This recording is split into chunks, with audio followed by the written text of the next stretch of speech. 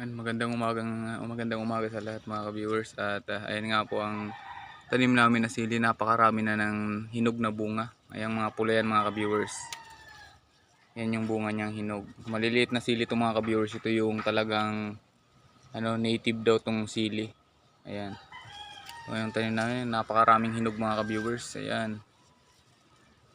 Sa ilalim hindi lang gaanong halata pero maraming bunga yan mga ka-viewers. At marami ng hinog kaya haharbisin ko na to ngayon mga ka-viewers. At ipipreserve ko tong bunga niya, ibababad ko sa suka. Kasi pag binabad to sa suka mga ka-viewers, ay hindi siya na bubulok. Yan, daming hinog mga ka-viewers sa ilalim. Yan. Pag harvest nito namin mga ka-viewers, ginaganyan lang namin. No? Napaka gandang sili to kasi kahit maliliit, maanghang to mga ka-viewers. Ayan o. Napakarami talagang hinog mga ka-viewers. Dito lang to sa namin mga ka-viewers, sa may front yard.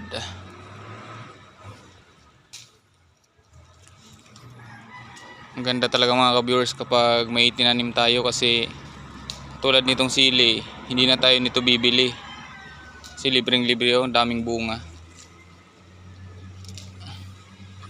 Yan natin kailangan gumastos pa ng ilang piso para makakuha tayo ng gantong pampalasa or ayun na yung mga napitas ko mga ka-viewers. Pulang-pula mga ka-viewers. Maliliit lang to mga ka-viewers pero ang anghang nito. Ayan. At yung mga gusto dyan ng sili, punta lang po kayo dito sa bahay at yan, manghingi lang po kayo sa amin. Pinapamigay ito namin libre. Ayan. Basta ang pagkuha mga ka-viewers, kasama tong dito lang mga ka-viewers. Mas maganda nito mga ka-viewers, may gunting. Kaso hindi ako makapag-video kapag magugunting. Kaya ginaganto ko na lang. Kinukurot ko ng kuko ko mga ka-viewers itong ganyan niya. Yung tangkay niya. Ayan. Pakaraming hinog mga ka-viewers. At mamaya tikman natin to kung maanghang to mga ka-viewers. Yun kahit sa ilalim. Pero pag sa malayuan mga ka-viewers, wag tiningnan mo siya. Tingnan mo siya parang walang hinog at walang bunga ganyan. Pero pag nilapitan mo, maraming bunga yan mga ka-viewers sa ilalim mo. Tapos marami na rin hinog. Ang kagandahan po mga ka-viewers sa gantong sili kasi habang nahihinog siya, may mga pasunod-sunod siyang bunga. Meron naman sunod na bunga, meron naman habang may bunga na siya, namumulaklak pa rin siya, tuloy-tuloy ang pamumulaklak niya. Kaso mga ka-viewers, gantong sili dapat hindi to kinukuhanan ng yung talbos niya kasi pag kinuhanan to ng talbos niya, namamatay ito mga ka-viewers. Dapat bunga lang. Ang dami pa sa ilalim mga ka-viewers.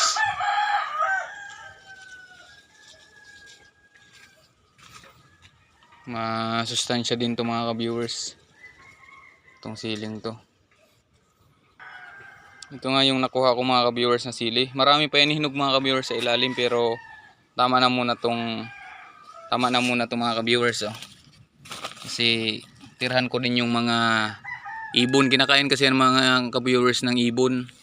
Ayan, marami pang hinog. Kinakain to ng ibon mga ka-viewers. Tapos tirhan ko din yung kung may manghihingi, may makukuha pa sila at sila may pipitasin pa sila. Pero maraming bunga yan mga ka-viewers, sila pa yung marami. Pero may mga hinog pa. Tirhan ko. Tama na muna to mga ka-viewers. Ilalagay ko to sa suka. At syempre mga ka-viewers, titikman ko siya kung maanghang. Yung mga ka-viewers, mga 3 piraso lang mga ka-viewers. Tikman ko tong 3 pirasong yung mga ka-viewers yung kanya. Ayan. Maliliit. Tikman natin mga ka-viewers kung anong lasa niya at kung maanghang siya. Mga ka-viewers, titikman ko mga ka-viewers. 3 piraso lang mga ka-viewers. Pili na yan. Ang lasa niya mga ka-viewers ay parang maasim-masim na matamis. Parang strawberry lang mga ka-viewers. Pero sarap niya mga ka-viewers at maanghang talaga mga ka-viewers. kabing anghang. Yan, maraming salamat. Yun lamang.